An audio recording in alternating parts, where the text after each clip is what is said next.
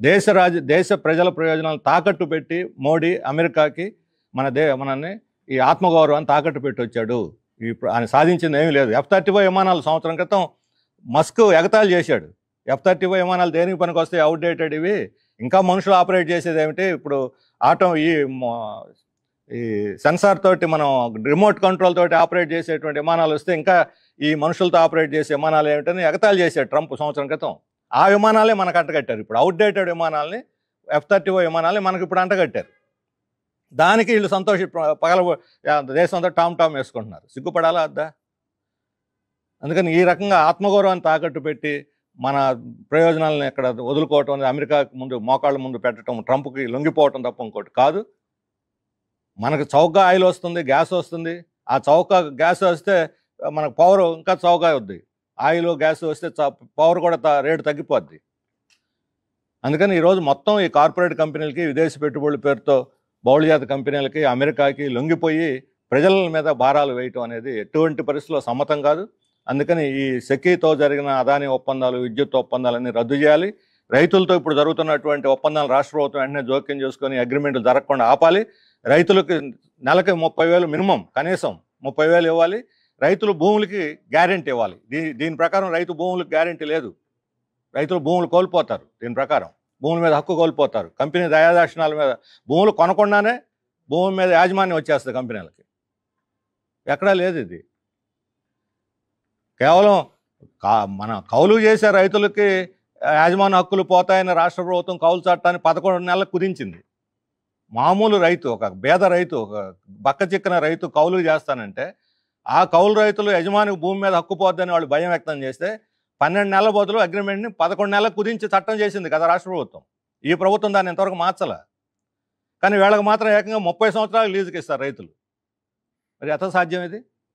కౌలు రైతులకి లేని చట్టం, కౌలు రైతులకి మేలు చేయని చట్టం, పనికిరాని చట్టం వీళ్ళకి పనికి వస్తుందా? అదానికి పనికి వస్తుందా? అదానికి ఒక చట్టం, కౌలు రైతుకు ఒక చట్టమా? అందువలన ఏ సంవత్సరానికి సంవత్సరం రెన్యూ చేసుకునే పద్ధతిని పెడితే అప్పుడు రైతుకి భూమి మీద హక్కు వస్తుంది. రైతు అంగీకరించకపోతే ప్యానల్ తీసుకుని వెళ్ళిపోవాలి వాళ్ళు. అందుకని రైతు ఒకసారి 30 ఏళ్ళు అగ్రిమెంట్ చేయడానికి లేదు. ఏ సంవత్సరానికి ఒక సంవత్సరం ఇది రెన్యువల్ చేసేటువంటి పద్ధతిని కూడా ప్రవేశపెట్టాలని చెప్పి మేము డిమాండ్ చేస్తున్నాం. ప్రభుత్వం 9 నెలలు అవుతుంది అధికారంలో వచ్చి, సూపర్ 6 అమలు చేస్తామని చెప్పి ప్రజలకి వాగ్దానం చేసి అధికారులు వచ్చిన ప్రభుత్వం మా దగ్గర డబ్బులే ప్రస్తుతం అని చెప్పి ప్రజలను మోసం చేస్తుంది. ప్రజల పక్షాన్ని నిలవలసిన కమ్యూనిస్ట్ పార్టీ మార్చేసి ఎలాంటి ఉద్యమాలకి శ్రీకారం చుట్టారు. ప్రజలు కూడా చాలా ఆవేదన గురవుతున్నారు. వాస్తవం ఇది. ఎన్నికలకు ముందు ఖజానా ఖాళీందని వాళ్ళకి తెలుసు కదా. దేశంలోనే ఏ రాష్ట్రం చేయని అప్పులు చేసిందని రోజు మాట్లాడిన తెలుగుదేశం వాళ్ళే కదా అప్పులని. ఆ రోజు తెలియదు వాగ్దానం చేసేటప్పుడు అప్పుల ఖజానా ఖాళీ ఉందని.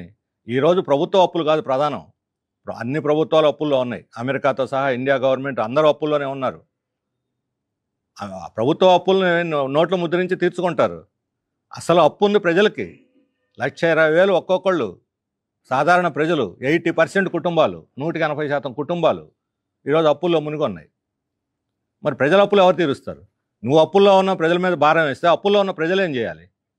ప్రజల అప్పు తీర్చి ఆ తర్వాత నువ్వు కరెంట్ ఛార్జీలు ఇంకోటి వేస్తానని చెప్పు, అప్పుడు ప్రజలు కనీసం అంగీకరిస్తారు. అందువలన ప్రజలు ఈరోజు మొయ్యలేని భారాలు, చంద్రబాబు నాయుడు గారు అన్నారు మొన్న బడ్జెట్ తర్వాత ఢిల్లీ వెళ్ళి వచ్చి, ప్రజలు భారాలు మొయ్యలేరు, మేము అదనపు భారాలు మోపం అని. మరి ఆ మాట మీద నిలబడి ఉండే పని అయితే ఆయన ఈరోజు విద్యుత్ ఛార్జీలు తగ్గించాలి. అందువల్ల వీటిని మేము దీని మీద రేపు రాబోయే రోజుల్లో సూపర్ 6 అమలుతో సహా విద్యుత్ ఛార్జీలు ప్రధానంగా పెద్ద భారంగా ఉన్నాయి కాబట్టి వీటన్నింటి మీద మేము ఇప్పుడు సంప్రదింపులు చేస్తున్నాము.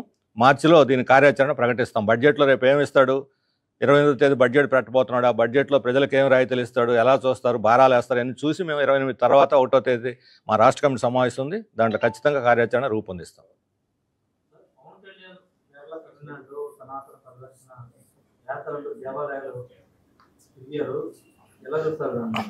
ఇప్పుడు దేవాలయాలు తిరగటం, దేవుళ్ళని మొక్కటానికి లేకపోతే విశ్వాసాలను వ్యక్తం చేయడానికి ప్రతి ఒక్కళ్ళకి హక్కు ఉంది. ఆయన హక్కును మేము కాదనలేము. కానీ ఇతర మతాలను గౌరవించడం, అన్నిటికన్నా మించి రాజ్యాంగానికి లోబడి వ్యవహరించడం ఆయన నేర్చుకోవాలి. ఈరోజు సనాతన ధర్మం పేరుతోటి మతాల మధ్య విద్వేషాలు పెంచే ఆర్ఎస్ఎస్ ప్రచారానికి, ఆర్ఎస్ఎస్ కుట్రలకి ఈయన తోడ్పడుతున్నాడు. అది ప్రమాదకరమైంది. దేవుడి దగ్గరకు పోవటం లేకపోతే దర్శనం చేయటం కాదు ప్రమాదం. ఈరోజు మన రాష్ట్రంలో ప్రజలు చాలా ఇబ్బందులు పడుతున్నారు.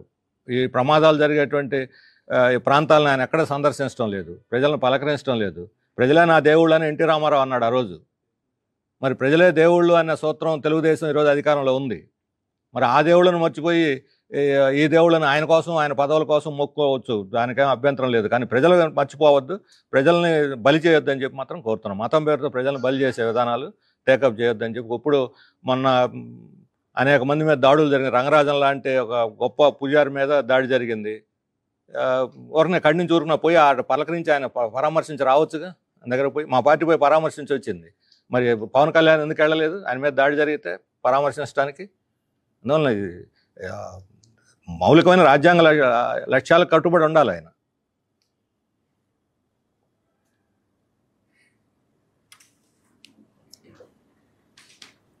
మాట్లాడదా ఇది ఎమ్మెల్సీ ఎన్నికలు జరుగుతున్నాయి. కూటమి పార్టీ నేతలు ఎక్కడెక్కడ సమావేశాలు పెట్టుకుని కొంత అంటే ఓటర్స్ కొనే ప్రయత్నం చేస్తున్న ఆరోపణలు వస్తున్నాయి. సార్ మీరు ఏ విధంగా ఫేస్ చేయబోతున్నారు? మొదటి విషయం, ఎమ్మెల్సీ ఎన్నికల్లో ఒక 10 స్థానాలు టీచర్లకి గ్రాడ్యుయేట్స్కి ఉన్నాయి. మొత్తం 80 స్థానాల్లో 10 స్థానాలు మాత్రమే టీచర్లకు గ్రాడ్యుయేట్లకు ఉన్నాయి. మిగతా అన్ని పొలిటికల్ పార్టీలకి కేటాయించారు.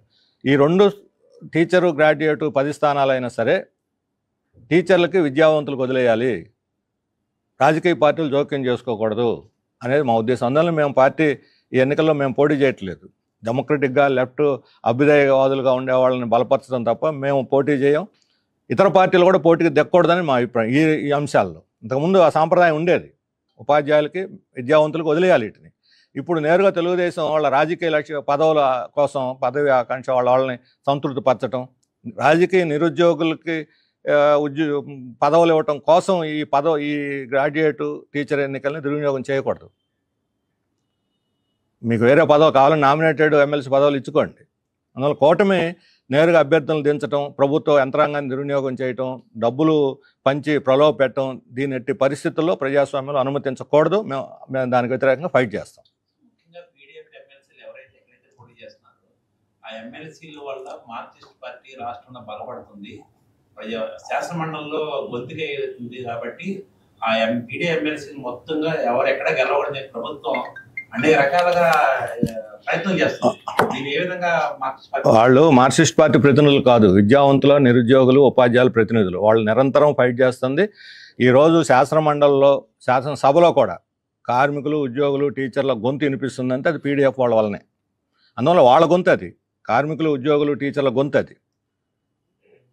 అది అభ్యుదయకరమైన గొంతు, హక్కుల కోసం నిలబడేది కాబట్టి అభ్యుదయకరమైంది కూడా. అందువల్ల దాన్ని కూడా నొక్కేస్తామని అంటే విద్యావంతులు నిర్ణయించాలి ఎన్నికల్లో ఎవరిని బలపరిస్తే తమ వాణి శాసనమండలిలో వినిపిస్తుంది అనేది. విద్యావంతులు వాళ్ళకి విశిక్షణ ఉంది, వాళ్ళు జ్ఞానవంతులు, ఖచ్చితంగా సరైనటువంటి జడ్జిమెంట్ వాళ్ళు ఇస్తారు. పోటీ చేయకోకుండా పీడీఎఫ్కి డైరెక్ట్గా సపోర్ట్ చేస్తుంది, అందుకే పోటీకి దూరంగా వైసీపీ ఉందని ఒక చర్చ నడుస్తుంది. అది వైసీపీ వాళ్ళని అడగాలి ఆ ప్రశ్న. మమ్మల్ని అడిగితే మేమేం చెబుతాం? వీళ్ళు ఇప్పుడు మేము ఒక పక్షం కాదు. ఇప్పుడు పీడీఎఫ్ను ఇంకొకరిను ఎవరైనా బలపరచవచ్చు, మేము బలపరచు, ఇంకొకరైనా బలపరచవచ్చు. కానీ అది పొలిటికల్ ఫ్రంట్ అయితే కాదు. పీడీఎఫ్ అనేది పొలిటికల్ ఫ్రంట్ కాదు, అదొక మేధావుల, విద్యావంతుల ఫ్రంట్. అది కార్మికుల, ఉద్యోగుల ఫ్రంట్. ఎవరైనా బలపరచవచ్చు, ఎవరైనా సపోర్ట్ చేయొచ్చు. ఓటర్లకు హక్కు ఉంది. ఇప్పుడు వైసీపీ పోటీ చేయనప్పుడు వైసీపీ అనుకునే ఓటర్లు వాళ్ళ సొంత నిర్ణయం వాళ్ళు తీసుకొని చేస్తారు. వాళ్ళకి తోచిన పద్ధతిలో ఎవరిని గెలిపించాలి. ఇప్పుడు తెలుగుదేశం కూటమి అభ్యర్థులను ప్రకటించకుండా ఉంటే అందరూ ఫ్రీగా ఉంటారు. వీళ్ళు ఎందుకు ప్రకటించాలి కూటమి అభ్యర్థిని?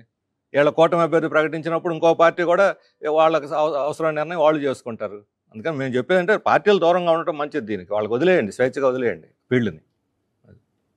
గ్రామ సచివాలయాల మీద అంటే రేషనలైజేషన్ పేరుతో రకరకాల మార్పులు తీసుకొస్తామని చెప్పి ఈ రోజు మంత్రితో కూడా భేటీ ఉంది. ఏంటి సార్, అంటే వాళ్ళకి ఏమైనా మీరు మద్దతుగా ఉండబోతున్నారా? సిపిఎం పార్టీ తరఫున గ్రామ సచివాలయాలు ఉద్యోగుల తరఫున మేము ఖచ్చితంగా అండగా ఉంటాం. వాళ్ళకి రేషనలైజేషన్ పేరుతో వాళ్ళని వేధించడం కానీ, ట్రాన్స్ఫర్లు చేసి ఉద్యోగాలు చేయటం, కుదించటం, ఎలాంటి పద్ధతిని మేము అనుమతించము. దాన్ని ఇంకా ఇంప్రూవ్ చేయడానికి ఏదైనా వాళ్ళ కమిటీ వేసి ఆ కమిటీ రికమెండేషన్లు చర్చకు పెట్టి గ్రామస్తులకి ప్రజలకు అందరికీ ఆమోదయోగ్యం అయితే మార్పులు చేయొచ్చు. అందుకని ఒక కమిటీ వేసి దానికి అవసరమైన మార్పులు చేయండి. కుదించే పద్ధతి, వేధించేటువంటి పద్ధతిని మేము ఆమోదించాం. అలాగే వాలంటీర్లను కూడా నియామకం తిరిగి నియమించాలి.